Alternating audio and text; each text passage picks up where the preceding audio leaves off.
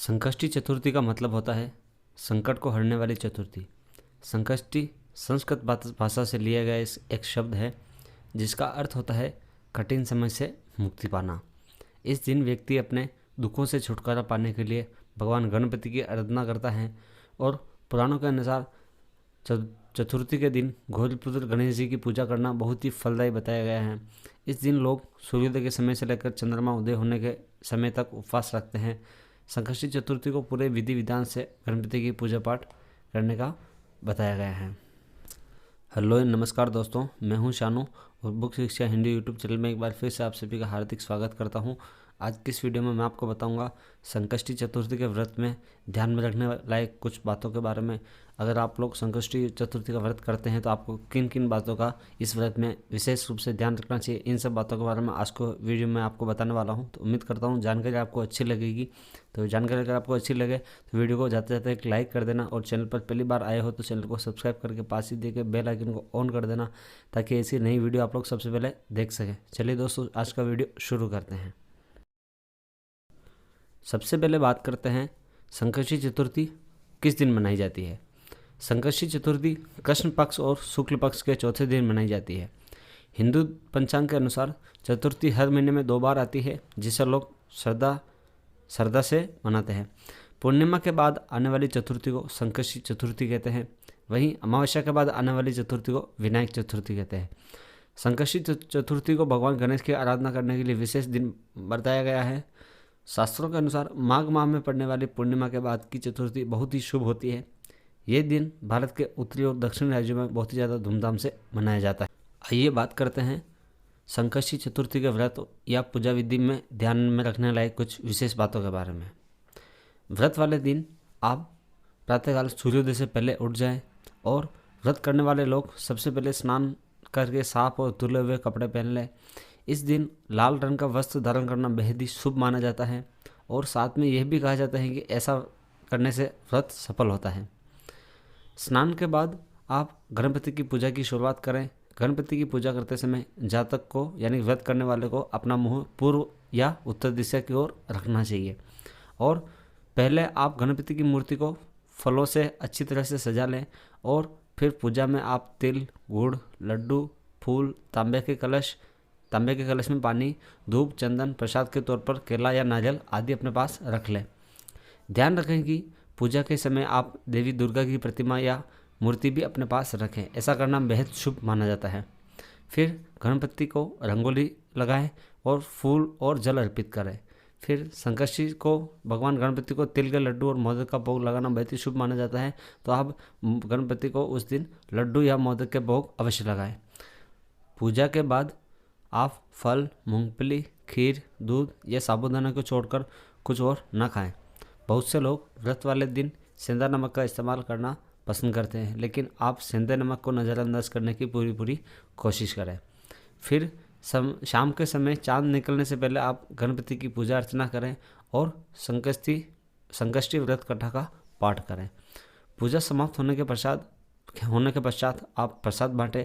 रात को चांद देखने के बाद व्रत खोला जाता है और इसी प्रकार संकष्टी चतुर्थी का व्रत का ये पूरा जो विधि विधान है वो पूर्ण होता है।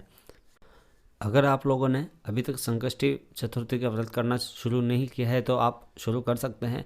इस दिन के बहुत सारे अच्छे प्रभाव पड़ते हैं अपने जीवन में और नकारात्मक प्रभाव दूर होते हैं तथा शांति बनी रहती है। ऐसा कहा जाता है कि भगवान गणेश घर में आ रही सारी विपदाओं को दूर करते हैं और व्यक्ति की मनोकामना को पूर्ण करते हैं। चंद्र दर्शन भी चतुर्थी के दिन बहुत शुभ माना जाता है।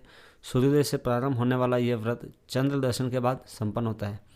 पूरे साल में संकष्टी चतुर्थी के 13 व्रत आते हैं या रखे जाते हैं।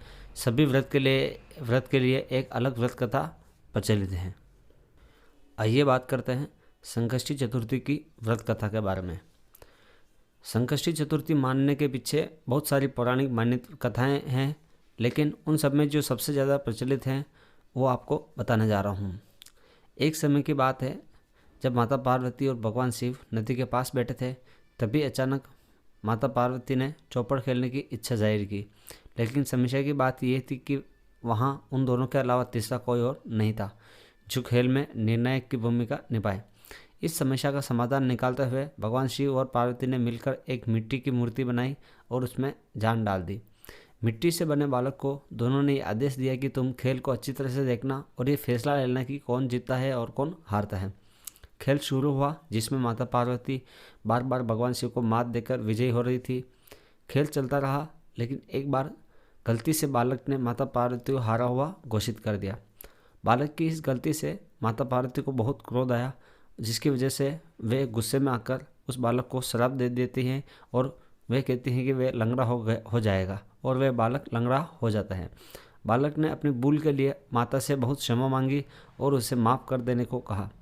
बालक के बार बार निवेदन को देखते हुए माता ने कहा कि अब श्राप वापस तो नहीं हो सकता, लेकिन वह एक उपाय बता सकती हैं जिससे वह श्राप से मुक्ति पा सकेगा।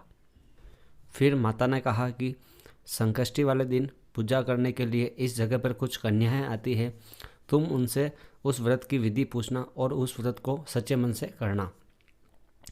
बालक ने व्रत की विधि को जानकर पूरी श्रद्धा और विधि के अनुसार उस व्रत को किया। उसकी सच्ची आराधना से भगवान गणेश प्रसन्न हुए और उसकी इच्छा पूछी। बालक ने माता पार्वती और भगवान शिव के पास जाने की अपनी इच्छा को जाहिर किया। भगवान गणेश ने उस बालक की मांग को पूरा कर दिया और उसे शिवलोक पहुंचा दिया। लेकिन जब वे पहुंचा तो वहां उसे केवल भगवान शिव ही मिले। माता पार्वती भगवान शिव से नाराज़ होकर कैलाश छोड़कर चली गई होती हैं।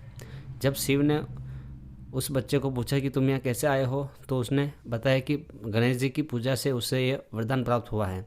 ये जानने के बाद भगवान शिव ने भी पार्वती को मनाने के लिए उस व्रत को किया, जिसके बाद माता पार्वती भगवान शिव से प्रसन्न होकर वापस कैलाश लौट आती है।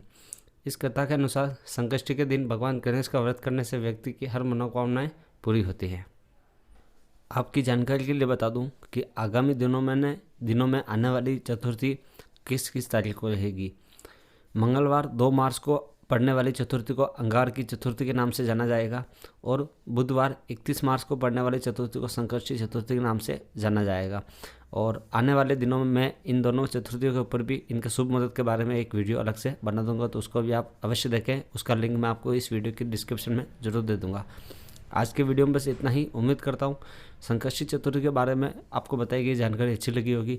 वीडियो में बताई गई जानकारी अगर आपके लिए थोड़ा सा भी फ़ायदा रखती है तो वीडियो को एक लाइक कर दें, और चैनल पर पहली बार आए हो तो चैनल को सब्सक्राइब अवश्य करें और पास ही दिए गए बेल आइकन को ऑन कर दें, ताकि ऐसी नई वीडियो आप लोग सबसे पहले देख सकें। और आज की इस वीडियो के संदर्भ में अगर आपका कोई सवाल है तो आप उसको हम कमेंट बॉक्स में ज़रूर पूछें, मैं उसका रिप्लाई करने की पूरी कोशिश करूँगा। अपना कीमती समय देने के लिए बहुत बहुत धन्यवाद।